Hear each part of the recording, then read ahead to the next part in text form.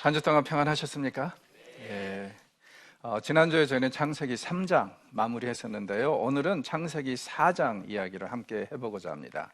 창세기 4장은 가인이 아벨을 죽인 이야기, 그 다음에 가인이 어떻게 자손들을 갖게 되었는가 그 번성 이야기, 그리고 라멕이라는 아주 이상한 회개망측한 사람이 있는데 이 사람의 노래가 나오고, 그리고 마지막에 셋과 에노스가 어떻게 하나님을 예배하기 시작했는가 그 이야기로 구성이 되어 있습니다. 먼저 가인과 아벨의 이야기를 보면은 우리는 흔히 이제 이것을 재물에 관한 이야기들로 생각하기도 하고 그러는데요. 사실 본문을 잘 보면은 절대로 이것은 재물에 관한 이야기는 아닙니다. 그런 오해가 좀 있기는 있는 것 같아요. 자, 그렇다 보니까 재물의 이 이야기에 초점을 맞추다 보니까 종종 뭐 이런 이제 해석이 억지로 제시되기도 합니다. 예를 들어서 이런 거죠. 하나님께서 가인의 예물은 버리시고 아벨의 예물을 받으신 이유는 뭐냐면은 하나님께서 피의 제사를 선호하시기 때문이다. 자, 만약에 이렇게 해석을 하면은 어떻게 됩니까? 하나님은 농부의 하나님은 절대 아니죠. 목축인들의 하나님이시지. 가인이 농부이기 때문에 곡식을 바치는 것은 당연한 일 아닌가요? 그렇기 때문에 만약에 이런 논리로 간다면 정말 우리는 다 오늘날도 짐승을 잡아야 될 것 같아요. 그건 아닙니다.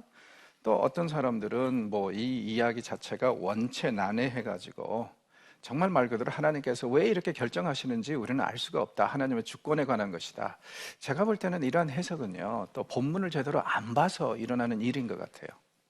성경은 이 특별한 경우를 빼놓고는요, 이 본문을 어떻게 이해하고 해석해야 될 것인가에 대해서 해석적인 키를 텍스트 안에 꼭 심어 놓습니다. 그래서 사실은요, 성경 자체만 봐도 대부분의 경우에 충분히 우리는 성경을 제대로 해석할 수 있는 그 가능성을 갖게 됩니다. 자, 본문이 과연 그렇다면은 무엇을 강조하고 어디에 초점을 맞추고 있는지 한번 생각을 해보시죠. 먼저 이야기의 시작이 이렇습니다. 가인과 아벨이라는 사람들이 있었습니다. 이 사람들은 누구냐면은 아담과 하와의 자손들입니다. 아들들입니다. 그런데 이제 때가 되고 또 이 사람들이 이 하나님께 예배를 드리기 위해서 이 예배의 제단을 쌓기로 했어요. 그래서 가인은 자기가 농부이기 때문에 땅의 소산을 가지고 하나님께 나옵니다. 그 다음에 아벨은 목자였기 때문에 양을 가지고 하나님을 예배합니다. 자, 그런데 하나님께서 가인의 예배는 거부하시고 아벨의 예배는 받으셨다는 것이 본문의 이야기거든요. 왜 그러셨을까? 정말 말 그대로 혹시 하나님께서 이 피의 제사를 곡물의 제사보다 더 선호하신단 말이냐? 그건 아닌 것 같습니다. 왜냐하면 나중에 율법이 선포되고 이스라엘이 하나님을 어떻게 예배해야 할 것인가, 거기에 대해서 말씀하실 때 소제라는 것도 있거든요. 곡물제. 대부분의 경우에 이 곡물제는 짐승을 바칠 때하고 함께 가지만, 그러나 자체적으로도 예배의 기능을 충분히 합니다. 그렇기 때문에 이 곡물이어서 이런 일이 벌어지고 있다, 이런 해석은 절대로 올바르지 않은 것 같아요. 자, 해석적인 키가 히브리서에서 나옵니다. 히브리서 11장 4절인가요? 거기에 보면은 아벨은 믿음으로 제사를 드렸다고 합니다. 그래서 하나님께서 기뻐하셨다고 그렇게 기록이 되어 있습니다. 히브리서 기자도 이 사건을 회고하면서 여기서 가장 이슈가 되는 것은 믿음이지 재물은 아니라는 것을 그렇게 표현하고 있는 거라고 저는 생각을 합니다. 가장 중요한 게 제가 볼 때는요, 이것은 이 차이를 여러분들이 보셔야 돼요. 예배에 관한 것이지 절대로 재물에 관한 것이 아니라는 것. 그리고 이제 문맥의 흐름에서도 보면은 생각해 보십시오. 3장에서까지는 인간이 에덴 동산에 있었을 때는요, 항상 하나님께 나아갈 수 있었어요. 즉 다시 말해서 예배를 마음껏 드릴 수 있었는데, 에덴 동산에서 쫓겨남으로 인해서 이제는 더 이상 그런 특권이 없습니다. 이런 상황에서 인간이 제일 불안해할 수 있는 것이 무엇이냐면은, 과연 그렇다면 타락한 인간이 앞으로 어떻게 하나님께 나아갈 것인가, 이 부분에 대해서 고민할 수도 있겠죠. 그래서 이제 창세기 3장의 이 에덴 동산, 관계가 깨어져 버린 그 이야기를 마무리하자마자 대번에 다음에 나오는 것이 이렇게 예배드리면 된다. 그러면 하나님께서 다시 너희들을 만나 주실 것이라는 그런 이야기가 나와야 되겠죠. 그래서 이런 맥락 속에서 이 이야기를 보시면은 이것이 예배에 관한 이야기지 절대로 재물에 관한 이야기가 아니라는 것이 또 드러납니다. 그리고 또 여기에 보니까 이건 이 인간들이 의무적으로 바쳐야 될 그런 재물은 아닙니다. 번제든지 이 낙헌제든지 이 여러 가지 율법에 보면은 이 제사들이 있는데 그 중에 어떤 것들은 자원해서 드리는 것이 있고 어떤 것들은 의무적으로, 그러니까 속죄제나 속건제 같은 것은 의무적으로 드려야 되죠. 그런데 여기서 이제 사용이 되는 단어를 보면은 이런 것과 전혀 상관없이 단순히 하나의 선물로서 민카라는 단어를 쓰고 있는데 이 단어의 사용처를 보면은 기본적인 의미가 선물인데 이 사람들이 의무적으로 예배를 해야 돼서 나온 것이 아니라 사실은 하나님께 자원해서 예배를 드리고 있는 모습입니다. 특별히 그러면은요, 하나님이 요구하지도 않았는데 주의 백성들이 하나님께 예배를 드릴 때 제일 중요한 것은 제가 볼 때는 마음 자세라고 생각합니다. 온전한 마음으로 하나님께 예배 드리는 것만큼 더 중요한 것은 없는 것 같아요. 자, 그러면 이 두 사람이 예배에 참여하는 그 자세가 어떻게 다르단 말이냐? 자, 히브리어 문학에서는 한 단어의 차이가 굉장히 중요할 수 있다고 그랬습니다. 그래서 우리는 창세기 3장에서 무엇을 보냐면은 이 아담과 하와가 절대로 이 뱀의 말을 들어서는 안 된다는 것을 3장 1절에 슬며시 암시를 하고 있다고 그랬었죠. 어떻게? 뱀은 하나님께서 지으신 들짐승이란 말로 그것을 강조를 했습니다. 그래서 그것이 벌써 3장을 어떻게 읽어야 될 것인가, 그거 해석적인 키를 제시하는데 여기서도 보십시오. 세세한 이 미묘한 차이가 굉장히 중요한데 가인의 경우에는 땅의 소산, 무엇입니까? 곡물을 가져다가 드렸다는 얘기예요. 왜냐하면 땅의 소산이라는 것이 곡물이니까. 그런데 4절을 보십시오. 아벨이 제물을 선별하는 데 보니까 어떻게 했다고요? 양의 첫 새끼와 그 다음에 그 기름기, 기름진 것을 드렸다고 합니다. 차이를 보십니까? 이런 상황입니다. 예배를 드리고 싶고 예배를 드릴 때가 됐어요. 가인은 그냥 대충 챙겨서 있던 거에서 가져갑니다. 반면에 아벨은 어떻게 하고 있습니까? 첫 새끼, 그 다음에 기름진 것, 무슨 뜻이죠? 마음을 다해서 제물을 준비하는 데서부터 하나님의 예배가 시작이 된 거예요. 즉 다시 말해서 가인은 제단에서 곡물을 바칠 때 예배를 시작한 것이고 아벨의 경우에는 집을 나서기 전부터 하나님께 무엇을 드릴까를 고민하면서부터 예배가 시작이 된 겁니다. 여러분, 그 예수님을 처음 믿게 되었을 때 그런 경험 해보셨어요? 저는 이제 캐나다에서 이런 경험을 했기 때문에 제가 고등학교 다닐 때 일이었어요. 일주일 내내 뭘 찾았냐면요, 가장 빳빳한 오불짜리. 그래서 오불짜리 깨끗한 것을 얻게 되면요, 그걸 지갑에 넣어놨다가 그거보다 더 깨끗하고 빳빳한 오불짜리를 보게 되면 그걸 바꿔치기 해가지고 주일날 그걸 딱 가져다가 하나님께 제물로 드렸단 말이에요, 헌금으로. 자, 오불은 오불입니다. 아무리 낡아 떨어질 만큼 그렇게 이 아주 지저분한 그런 돈을 갖다 바쳐도 그건 오불이죠. 그러나 중요한 것은 뭡니까? 바치는 자의 마음이거든요. 주님께 가장 좋은 것을 드리고 싶고 가장 깨끗한 것을 드리고 싶어서 이렇게 일주일 내내 준비했다가 드디어 주일날 그것을 가지고 나오는 것. 이거 아무것도 아닌 것 같지만요, 이게 바로 또 하나의 형태의 예배 아닙니까?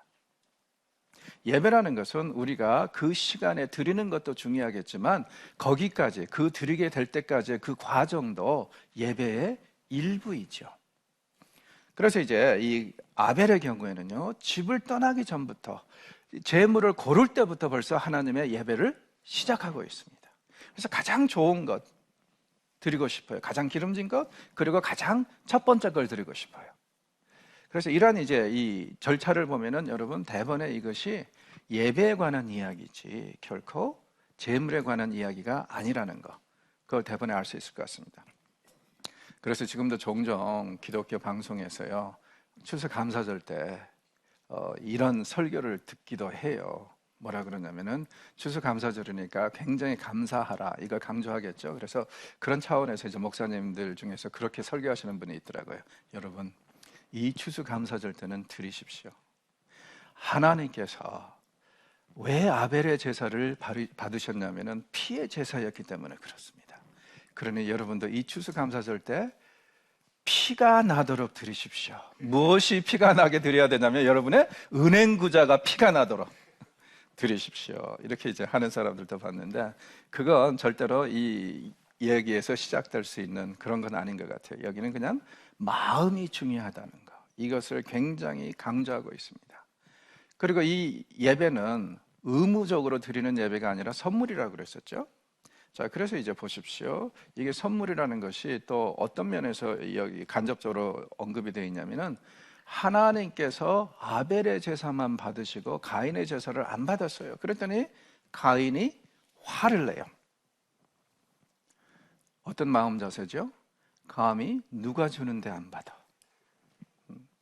누가 주는데 안 받아? 화를 내는 겁니다. 입장을 바꿔서 생각해 봅시다. 만약에 하나님께서 아벨의 제사를 안 받으셨다면 아벨은 어떻게 했을까요? 아마 제 생각에는 아벨은 절대 화내지 않았을 겁니다. 자기 성찰로 들어가고 자기 반성으로 들어갔을 것 같아요. 하나님께서 왜 내 제사를 받지 않으셨지? 내가 뭔가 잘못하고 있는가? 이런 자기 성찰로 들어갔지 절대 화냈을 것 같지는 않습니다. 그런데 지금 여기에 보니까 가인은 화를 내고 있어요. 왜? 아주 하나님 앞에 당당한 거죠. 감히 누가 주는데 안 받아? 성경을 보면 하나님께서 가장 기뻐하시는 예배가 어떤 거라고요? 어떤 제물? 상한 심령이라고 그러죠. 가인에게는 절대 그런 것이 없었던 것 같습니다.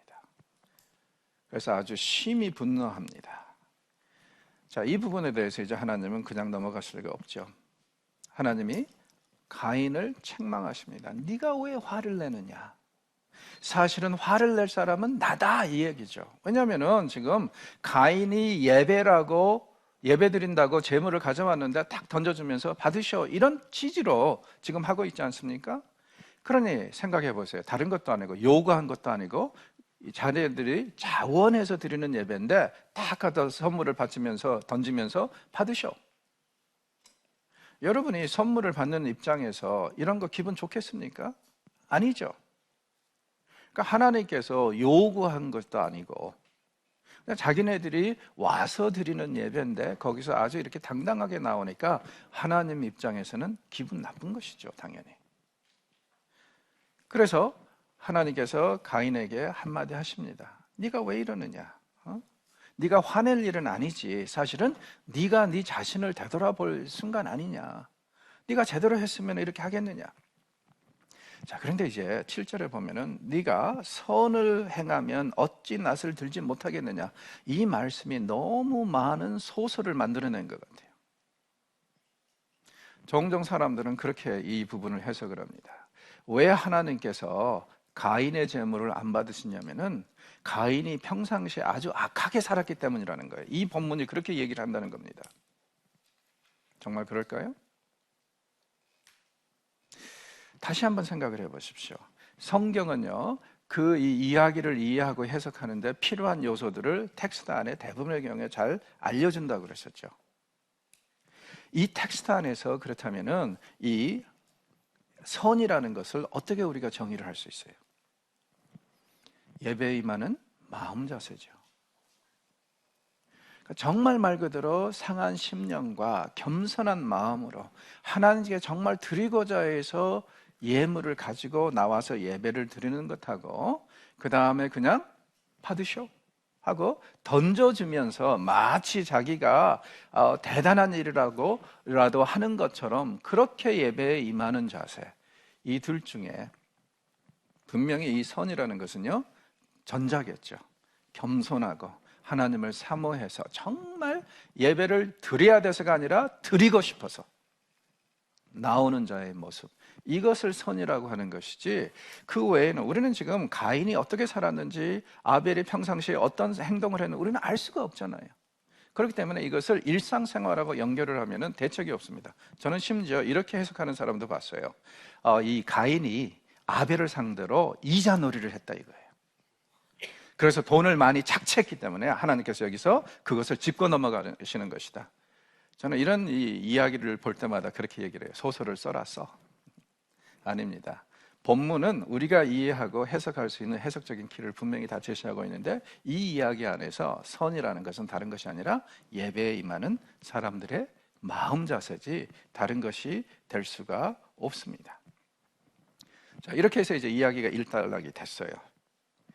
자, 그런데 여러분, 가인의 제사는 버리시고 아벨의 제사는 받으셨다는 거, 어떤 식으로 그 현상이 일어났을까요? 여기에는 정확하게 나와 있지 않죠. 그러나 우리가 이제 구약 전체를 바탕으로 생각을 해보면은 하나님께서 받으시는 예물 경우에는 항상 하늘에서 불이 내려오죠. 그리고 받지 않으시는 제물은 그대로 있어요. 삼손의 이야기에서도 그렇고 그 외에 수많은 이야기에서 그렇습니다. 이런 것을 바탕으로 해서 생각을 해보면은 아마 이때도 이런 일이 일어나지 않았을까요? 가인이 드리는 제물은 그대로 있어요. 그런데 아벨이 드린 제물은 순식간에 불에 타서 그 연기가 하늘로 올라간, 그래서 하나님께서 이것을 받으셨다는 그 증표가 된 거 아니겠습니까?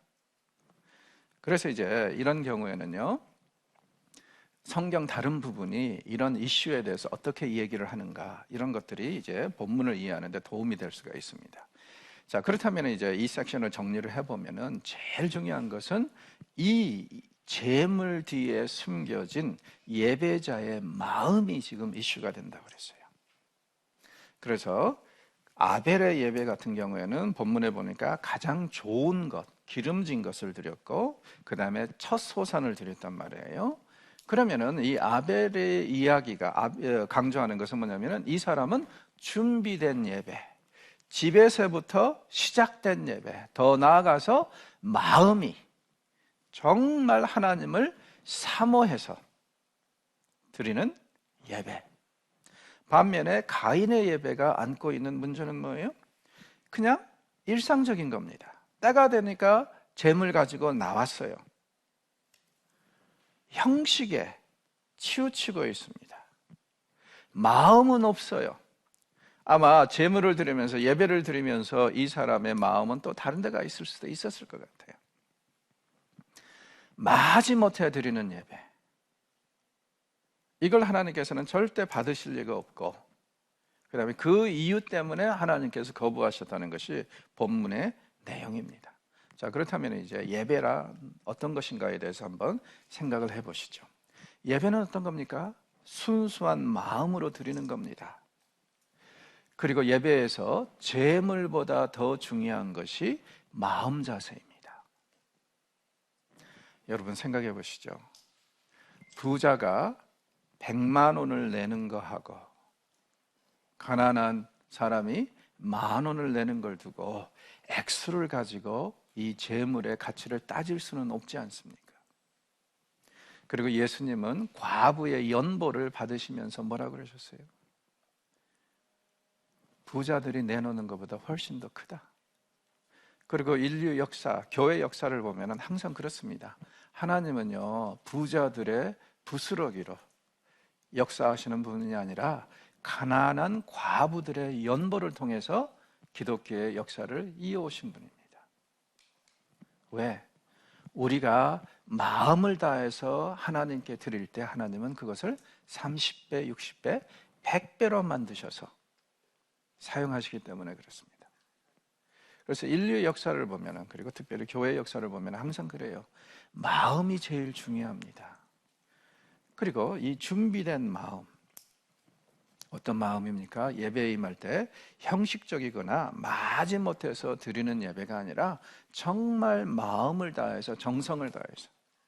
자, 그러면 마음과 정성을 다해서 드리는 10,000원짜리 헌금이 그냥 대충 얼버무리고 드리는 1,000만 원짜리 헌금보다 더 하나님께는 아름다운 예배가 될 수 있고 제물이 될 수 있는 거 아니겠어요? 그것을 지금 이 이야기가 얘기하고자 하는 것입니다. 자, 그래서 이제 이렇게 예배는 일단락이 됐는데 하나님께 화를 냈던 가인이 이번에는 동생에게 화를 냅니다. 정확히 이제 본문을 해석하기 굉장히 어려워서요. 정확히 어떤 일이 벌어졌는지는 모르겠는데 하여튼 일단 광야로 끌고 나가서 들로 끌고 나가서 죽여버립니다, 동생을. 자, 형제살인이에요. 여러분, 성경에 기록된 최초의 살인이 다른 것도 아니고 형제를 죽이는 일이라는 것은 굉장히 우리에게 의미심장한 것 같습니다. 생각해 보십시오. 우리가 가장 힘들어하는 사람들이 누굽니까? 우리가 가장 어떻게 보면 미워하는 사람들이 누굽니까? 나하고 전혀 상관없는 사람들하고는 정말 관계를 잘 유지하는 사람들이 대부분이죠. 그런데 제일 힘들어하고 제일 싸우는 사람들이 누구냐면은 가장 사실 나하고 가까운 사람들이죠. 가인이 다른 사람도 아니고 자기 형제를 죽였다는 것. 이게 인류 최초의 살인이라는 것은 이런 면에서 굉장한 의미가 있는 것 같아요. 인간은 예적부터 가장 가까운 사람들하고 가장 힘들어하는 그런 관계를 유지해 오지 않았나. 그래서 여러분들이 여러분의 형님들이나 누님들, 동생들하고 싸우시는가? 전혀 새로운 것은 아니고요. 우리가 다 가인의 후예들이기 때문에 그렇습니다. 현실이 그래요. 그리고 또 교회에서도 마찬가지죠. 사실은 교회에서 서로 안 싸워야 되는데 싸우잖아요. 목사와 장로가 싸우고 성도와 성도가 싸우고 사실은 우리가 대적해야 될 자는 사탄이고 그의 졸개들인데 우리가 지금 이렇게 가정불화를 겪으면 안 되는 상황인데 할 일이 너무 많은데 그리고 우리가 교회 안에서 이렇게 싸우면 좋아할 자는 딱 하나, 사탄 외에 누가 좋아하겠어요? 그런 것을 알면서도 우리가 서로 싸운다는 것은 참 슬픈 일입니다. 어떻게 보면 이것을 초월하는 것이 굉장히 어려운 일이지만 지금 4장에 나오는 이 이야기를 보면 이것은 죄의 결과란 말이에요. 그러니까 죄의 결과라는 것을 의식하게 되면 우리가 이 땅에서 주님의 백성으로서 살아가면서 어떻게 해서든지 이 죄에서 자유를 해야 되는데 그러한 차원에서도 정말 교회 안에서 서로 싸우고 이런 일들은 좀 없었으면 좋겠어요. 그리고 여러분의 형제와 자매, 친족들을 좀 돌아보십시오. 그리고 그들이 아무리 여러분들에게 서운하게 한다 할지라도 조금 더 용납하시고 조금 더 사랑하시고 섬겨주시면 언젠가는 정말 좋은 날이 오지 않겠어요? 우리가 그들하고 계속 대치하고 잘못 살면은 우리는 가인의 그 후회의 옷을 벗어버리지 못하는 그런 상황이라고 말할 수 있을 것 같습니다. 그래서 이제 아우를 쳐 죽였어요. 쳐 죽이고 이제 묻었겠죠. 그랬더니 하나님께서 오십니다. 하나님께서 오셔서 네 아우 아벨이 어디 있느냐? 모르고 물으셨습니까? 아닙니다. 3장에서 아담에게 물으셨던 이유와 똑같아요. 왜냐하면 여기에 보니까 이미 하나님은 알고 오셨어요. 땅이 울부짖고 있다고 그러거든요. 아벨의 피로 인해서. 그래서 네 아우 아벨이 어디 있느냐 하는 얘기는 회개하라는 권면입니다. 다 알고 왔으니까 회개하라. 그런데 이 가인 뻔뻔하죠? 내가 내 동생 지키는 자일까? 난 모른다 이거예요. 참 인간의 어리석음이 이것입니다. 하나님 이미 알고 오셨어요. 심판하러 오셨습니다. 그런데 마치 그냥 모른다고 잡아떼면은 넘어갈 수 있을 것처럼 착각을 하고 끝까지 변명하는 것. 역시 변명, 잡아떼는 것, 이런 것이 죄의 본질이라는 것을 여기서 우리가 볼 수 있죠. 나는 모릅니다. 하나님께서 안 되겠다 싶으니까 네가 무슨 짓을 했느냐. 역시 한 번 더 기회를 주시는 거예요. 네 아우의 핏소리가 땅에서 울부짖고 있다. 다 알고 오셨어요. 혹시 우리도 정말 하나님 뻔히 아시는데 그 자꾸 덮으려고 하고 변명하려고 하는 그런 죄는 없습니까? 다 아시는데 그거 속일 수 있는 거. 아니, 우리가 어떻게 손바닥으로 하늘을 가릴 수 있습니까? 그럴 수 없어요. 어리석은 자들만 그렇게 생각할 수 있겠죠. 지금 가인이 그런 모습을 취하고 있습니다. 그래서 이제 하나님께서 아예 심판으로 넘어가시죠. 먼저 뭐라고 그러십니까? 너로 인해서 땅이 저주를 받을 것이다. 3장에서 아담의 죄 때문에 땅이 심판을 받은 적이 있죠. 이번이 지금 두 번째입니다. 그래서 이 땅이 저주를 받으리라. 왜 이런 일이 일어난다고? 이것이 이제 리더십, 성경적 리더십의 원리라고 그랬죠. 리더가, 다스리는 자가 잘못하면은 그 다스림을 받는 자들도 다 피해를 보는 것. 그래서 창세기 1장에서 11장에 보면 이런 현상이 3번 일어나는데 이번이 두 번째예요. 나머지 이제 세 번째 현상은 6장에서 9장에 보면은 노아 홍수 때 일어납니다. 그래서 인간이 잘해야지 자연도 복을 받습니다. 근데 인간이 잘못하고 하나님 앞에 범죄하면 자연도 훼손이 된다는 거예요. 그래서 이제 로마서 8장이 자연이 신음 속에서 그리스도의 재림을 갈망하고 있다, 이렇게 말씀을 하시는 것이죠. 자, 하나님의 이제 심판이 어떻게 내려지는지 한번 보십시다. 땅이 저주를 받으니까 12절, 네가 밭을 갈아도 땅이 다시는 그 효력을 내게 주지 아니할 것이요 너는 땅에서 피하며 유리하는 자가 되리라. 창세기 3장에서 아담과 하와의 죄 때문에 땅이 생산력을 잃어버렸어요. 그런데 그나마 여기서 보니까 더 생산력을 잃어버릴 거라는 겁니다. 더 열심히 노력해야지 먹고 살 것이라는 거예요. 그러니까 여러분, 삶이 힘들고 고단하면은요, 이 가인을 씹으십시오. 이 가인이 정말 잘못했기 때문에 이런 일이 벌어진 거예요. 그렇죠? 그래서 그 사람을 원망하세요. 그래서 이 땅의 효력을 많이 잃어버렸어요. 그리고 이제 두 번째, 가인은 어떻게 해야 된다고요? 영원히 땅을 떠돌며 살아야 된다고 그랬어요. 유목민이 돼야 된다. 유리하는 자가 돼야 된다. 이게 이제 하나님의 명령이고 심판입니다. 가인이 이렇게 얘기를 하죠. 내 죄짐을 지기가 너무 무겁습니다. 가인이 지금 회개하는 걸까요? 사실은 아닙니다. 가인이 회개했을 리는 없습니다. 만약에 가인이 회개를 했으면요, 이 일이 있은 다음에 그 사람은 절대로 노 땅에다가 에녹성을 세우지 않았을 거예요.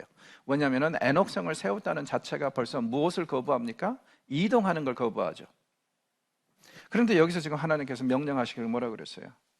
너는 땅을 영원히 떠돌아라. 그러니까 나가자마자 그 명령을 거역하는 사람이 회개했을 리가 없지 않습니까? 이건 이제 대부분의 학자들이 얘기하는 것처럼요, 가인이 자신이 지고 가야 될 그 죄값이 너무 무겁다고 불만을 하는 거예요. 자기는 동생을 죽이긴 했지만 그 죄값으로 이렇게 살기에는 너무 무겁다. 그러니까 좀 형량을 감해달라, 이런 얘기죠. 그러면서 이제 뭐라 그러냐면은, 하나님께서 나를 하나님의 품에서 쫓아내시는데 오늘 내가 이렇게 돌아다니다가 사람들한테 맞아 죽으면 어떡합니까? 그러니 이거 너무 이 죄짐은 무겁습니다. 아마 이 사람이 에녹성을 건설하면서 거기에 머문 이유 중에 하나가 여기에 있는 것 같아요. 여기저기 돌아다니다 보면 계속 새 사람을 만나게 될 것이고, 새 사람은 분명히 이를 위협할 수 있어요. 그러니까 도시를 하나 세워서 거기에 처박혀 있으면 계속 같은 사람들을 만나게 되니까 한 번만 고생하고 나면은 그 나머지 시간은 편하잖아요.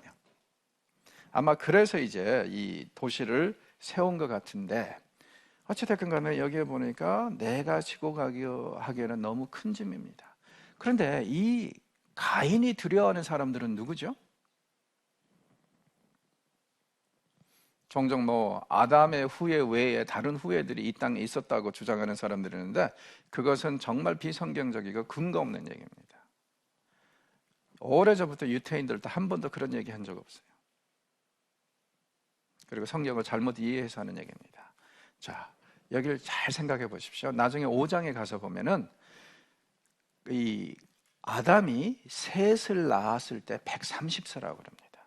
자, 그런데 셋이 태어나자 하와가 하는 얘기가 있습니다. 아벨을 대신하는 남자를 주셨도다 해서 셋이라는 이름을 줬어요. 자, 그런데 이때 나이가 130이라고 그랬으니까 한번 생각을 해보시죠. 아담과 하와는 성인으로 창조됐습니다. 그리고 세월이 지금 한 120, 30년이 흘렀다는 얘기예요. 가인이 아벨을 죽였을 때 아마 제 생각에는 아담이 한 125세 정도 됐을 것 같아요. 왜냐하면 이 일이 있은 다음에 바로 태어난 남자애를 두고 하와가 하는 얘기가 셋을 아벨을 대체할 남자를 두셨다고 하는 걸 보니까 지금 이때쯤 된 것 같습니다. 자, 그러면 생각해 보세요. 성인으로서 창조돼서 이 땅에서 계속 애를 낳는데 125년 동안에 얼마나 많은 애를 낳았을까요? 여기에 대해서 저는 할 말이 있습니다. 저희는요 18개월 사이에 애를 셋을 낳습니다. 평균 6개월에 하나. 쌍둥이 여자애들이 나오고 그 다음에 정확히 18개월 후에 남자 연년생이 나왔어요. 그래서 평균 6개월에 하나. 아담과 하와가 이 정도의 생산성을 가지고 있지 않았다 할지라도 120여 년을 살면서 최소한 한 7, 80명까지는 낳았을 수 있지 않겠습니까? 그리고 더 나아가서 이 아이들도 어떻게 했겠어요? 결혼해서 자녀를 낳았겠죠. 그러면은 가인이 아벨을 죽였을 때 이 땅에는 인구가 최소한 몇백 명 내지는 몇천 명까지도 가능하다는 얘기고, 지금 가인이 두려워하는 사람들은 바로 이 사람들, 즉 다시 말해서 자신의 친척들이죠. 그리고 이제 고대 근동에는 아직도 옛날부터 유래된 그 전통이 뭐냐면요, 자기 친족 중에서 누가 해함을 당하면은요 꼭 생존자들이 그것을 갚아줘야 돼요. 그런 유래가 오래전부터 있었고 지금도 이제 준수가 되고 있습니다. 그런 것들을 이제 생각을 해보면은 가인이 여기서 두려워하는 사람은 다른 게 아니라 자기 친족들이라는 거 확실히 드러나죠. 자, 그래서 이제 이 사람들이 두렵습니다 하니까 하나님께서 그러면 좋다, 내가 증표를 하나 주겠다. 그래서 이것을 우리는 가인의 표라고 하기도 하고 하는데 정확히 뭔지는 모르겠습니다. 그런데 아마 제 생각에는 이마박에 새겨졌을 것 같아요. 왜냐하면 제일 눈에 잘 보이는 데다가 새겨줘야지 이 효과가 제일 극대화되잖아요. 혹시 사람이 죽이려고 대들었다가도 이 하나님께서 주신 증표를 보고 나면 한 번 더 생각하게 한다 이거죠. 그래서 가인의 증표를 주시면서 하시는 말씀이, 누구든지 가인을 죽이는 자는 7배의 벌을 받을 것이다. 즉 다시 말해서 절대로 건들지 마라. 그러니까 가인이 하나님하고 뭐 형배를 너무 높다, 심하다 이렇게 이제 해서 좀 형을 낮춰주십시오 이렇게 부탁을 해서 형을 낮춰주는 이야기인 것이죠. 자, 그러면은 가인은 어떻게 종말을 맞았을까요? 지금 여기 보니까 가인은 절대로 누가 해할 수 있는 상황이 아니죠. 증표를 받았으니까. 그런데 이제 유태인들은 오래전부터 이는 이, 눈은 눈, 이런 원리를 굉장히 중요시 여겼거든요. 그러니까 이 사람 지금 형제 살인했으니까 절대로 제명에 죽어서는 안 돼요. 이 사람도 분명히 일찍 죽여야 됩니다. 자, 그래서 이제 위경에 보면은 이 사건에 대해서 두 가지 해석이 나와요. 그러니까 위경이라는 게 뭐냐면요, 이렇게 생각하시면 돼요.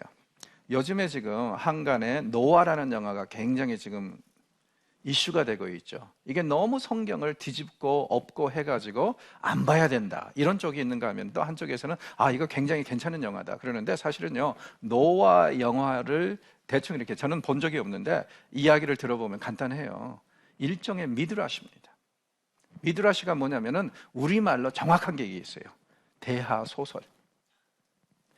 그러니까 이 한 사건을 혹은 한 사람을 바탕으로 해서 이야기가 전개되는데 나머지는 다 가짜예요. 허구예요. 이 인물이나 한 사건만이 실제고 나머지는 다 허구. 그러니까 이제 주몽이라는 연속극도 뭐 역사에 보면 한마디 나온다면서요. 주몽이 있었다. 간단한데 우리는 100편의 연속극을 만들지 않았습니까? 이런 것처럼 쉽게 말해서 이 외경과 위경의 대부분이 미드라시거든요. 거기에 보면은 이 가인의 이야기에 대해서 두 가지 버전이 나오는데 이런 얘기가 나와요. 첫째, 한 사람은 이렇게 얘기를 합니다. 가인이 하루는 저녁밥을 잘 해먹고 자기 집에 들어갔는데 갑자기 큰 지진이 일어난 거예요. 그런데 이 사람이 하필이면 큰 돌들로 만들어진 집에서 살고 있다가 이것이 막 흔들려가지고 폭삭해서 거기서 깔려 죽었다는 거예요. 자, 그럼 보십시오. 유태인들은요, 두 가지를 성취하죠. 첫째, 제명에 못 살게 하는 거. 그 다음에 둘째는요, 사람의 손을 거치지 않고 가인을 죽이는 거. 그 다음에 또 한 가지 이제 버전은 이런 게 있습니다. 에녹이란 사람이 조금 이따 이 나오는 이 가인의 후손들 중에서 라멕이란 사람이 악인이지 않습니까? 이 사람이 나이가 늙어가지고 실수로 눈이 캄캄한데 그런 상황에서 실수로 먼 발제해서 화살로 쏴주겠다는 그런 버전이 있어요. 그러니까는 이 악인이 악인을 죽이는 것은 괜찮다, 이런 차원에서 그런 이야기가 나오는 거겠죠. 그렇죠? 그래서 이런 이제 해석들이 있는데 알 수는 없습니다. 우리가 이 사람이 어떻게 종말을 맞이했는지는. 그러나 이 유태인들도 나름대로 이렇게 이제 고민을 했던 것 같아요. 자, 이 일로 있은 다음에 가인은 에덴의 동산에서 그나마 또 더 동쪽으로 갑니다. 그래서 놋 땅으로 가서 거기에서 거주하게 돼요. 자, 그러면은 가인이 받은 벌을 정리를 해보면요, 첫째, 땅이 생산력을 잃게 된 거. 둘째, 하나님의 얼굴을 가질 수 없게 된 거, 볼 수 없게 된 거. 그렇죠? 떠나야 되니까. 그 다음에 셋째, 그 어느 곳에서도 정착할 수 없고 떠돌이 삶을 해야 된다는 것. 그 다음에 누구든지 그를 보면은 죽이려고 대든다는 것. 이런 이제 네 가지로 정리를 할 수 있는데, 자, 이 중에서 여러분 가장 어떻게 보면은 두렵고 슬픈 결말이 무엇입니까? 심판이 무엇이에요? 제가 볼 때는 두 번째인 것 같아요. 그렇죠? 하나님의 얼굴을 더 이상 볼 수 없게 된 것. 지금 계속 이슈가 되는 것이 하나님과 함께하는 거죠. 창세기 3장에서도 어떤 일이 벌어졌습니까? 하나님 같이 되려고 인간이 노력해서 저지른 죄 때문에 더 이상 하나님과 같이 있을 수 없게 되었어요. 이번에는 가인에게 내려지는 형벌 중에 제일 큰 형벌이 바로 이 하나님과 같이 있을 수 없어요. 하나님의 얼굴을 배울 수가 없어요. 이제는 하나님의 품을 떠나야 돼요. 안타깝습니다. 그리고 난 다음에 이제 가인의 후손들의 계보가 나옵니다. 창세기의 계보, 성경의 계보 전반적으로 마찬가지인데, 창세기의 계보를 보실 때 여러분 10을 중심으로 보십시오. 대부분의 경우에 십진법을 쓰고 있습니다. 한 계보에는 10명의 이름이 보통 나오는 것이 일상적입니다. 자, 그래서 이제 여기에 등장하는 사람들의 이름을요 쓱 정리를 해보면은 이렇게 되어 있어요. 가인이 1세대고 그 다음에 에녹, 이랏, 무후야엘, 무두사엘, 그 다음에 라멕이 6세대인데 이 6세대에 가서 그는 야발, 유발, 두발, 가인, 나아마라는 자식들을 갖게 됩니다.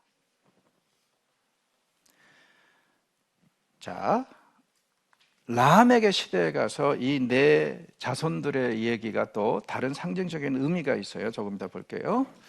자, 먼저 여기서 지금 보니까 가인의 후손들이 몇 대로 정리가 되어 있어요? 10명으로 정리가 되어 있죠. 10명이 꼭 나옵니다, 계보에는. 그리고 또 재밌는 것은 뭐냐면은 이 가인의 계보를 얘기를 할 때 아담은 배제하고 있어요. 왜냐하면 5장에서 아담은 셋의 계보에 들어갑니다. 그러니까 비록 가인이 아담의 후손이기는 맞는데 정작 하나님께서 역사하시고 사용하실 라인은 셋의 라인이라는 것을, 그러니까 아담의 대를 이어가는 라인은 셋의 라인이라는 것을 이런 식으로 암시를 하는 것 같습니다. 그러니까 가인의 후손들, 그러니까 죄인의 후손들은 완전히 그냥 한통속으로 따로 취급을 하는 것 같아요. 람에게 중요성이 어디에 있냐면은 이 시대에 가서요, 굉장한 문명의 발전이 있고요. 그리고 또 우리가 람에게 노래에서 보면은 또 한 가지를 강조하고 있습니다. 그러니까 이때 문명의 꽃을 피워요. 동시에 람에 가면 어떤 사람이냐면은 인류 최초로 일부 다처제를 행한 사람입니다. 자, 어떤 업적을 이루는지 한번 생각을 해보십시다. 람에게 자손 아들 중에서 야발, 축산업의 선구자가 되죠. 그럼 축산업, 생산업에 종사하는 사람의 조상이 됩니다. 유발, 음악의 조상이 됩니다. 예술 문화를 창시한 사람이에요. 두발가인, 대장장이의 선조라고 그러죠. 수공업, 산업의 선구자입니다. 자, 또 한 가지 우리가 관심 있게 봐야 될 게 이 이름 나아마예요. 나아마는 여성형 이름입니다. 원래 계보에는 여자 이름 등장하지 않습니다. 여기에 예외가 나오고 있어요. 두 가지 위해서, 첫째는 10명을 채우기 위해서 이름을, 그 다음에 둘째는요, 나아마라는 이름을 문자적으로 번역하면 아리따움, 이런 의미가 있거든요. 무슨 뜻일까요? 지금 다른 이름들과 함께 비교를 해보면 지금 가인의 후손들은 어떤 상황이냐면 생산업, 예술문화, 수공업 이런 것들을 발전시켰고, 더 나아가서 나아마는 요즘 말로 하면 에스테틱, 미에 대한 이해를 또 확장시키는 미의 선조가 된 거예요. 이 시대에 와서. 그래서 이제 여성형 이름이지만 여기에 등장하는 겁니다. 그러면은 여기를 종합해 보면은요, 지금 이 가인의 후손들은 정말 말 그대로 내놓을 만한 게 너무 많은 것 같아요. 문명의 발전이 아주 이때 람에게 시대에 이루어져 있죠. 자, 그런데 여기에 또 한 가지가 더해지고 있습니다. 람에게 노래를 보면은요, 이건 보통 우리가 활의 노래 혹은 악인의 노래라고 보통 얘기를 하는데, 여기에서 강조되는 걸 한번 보시죠. 람에게 노래하면서, 두 아내에게 노래하면서 뭐라고 그러냐면, 나의 상처로 말미암아 내가 사람을 죽였고 나의 상함으로 말미암아 소년을 죽였다. 한 사람을 죽였는지 두 사람을 죽인 이 두 사람을 죽였는지 한 사람 죽인 것을 두 번 반복하는지 우리는 정확히 몰라요. 왜냐하면 이건 시니까. 근데 강조하는 것은 뭐냐면은 자기가 일부러 죽인 것이 아니라 어떻다고요? 정당방위로, 그 사람이 먼저 나에게 해를 가했다, 그래서 내가 어쩔 수 없이 폭력을 썼다는 것을 두 번 얘기를 하고 있습니다. 자, 그래서 보십시오. 그 사람의 결론이 재밌습니다. 가인은 어떤 사람이에요? 형제를 의도적으로 죽인 사람이죠. 그 사람도 벌하면은 7배의 벌을 받는다고 그랬는데, 그럼 자기는요, 정당방위로 사람을 죽였기 때문에 이 일로 인해서 자기를 벌하는 사람은 어떻다고요? 7배 곱하기 1 혹은 77배의 벌을 받아야 된다. 무슨 뜻이죠? 이 라멕 시대에 이르러서 가인의 후손이 이룩한 사회는 어느 정도로 발전을 했냐면은 이 정당방위도 인정할 정도로 법도 발전했다. 이 얘기를 여기서 슬며시 암시를 하고 있습니다. 자, 여기에 비해서 이제 셋과 에노스의 이야기가 나오죠. 아담이 다시 자기 아내와 동침해가지고 애를 낳았는데 셋이고, 그리고 또 여기에서 나온 아들이 이제 에노스라 그러죠. 그리고 에노스 시대에 이르러서 비로소 사람들이 여호와 이름을 불렀더라, 이런 얘기가 나오죠. 무슨 뜻입니까?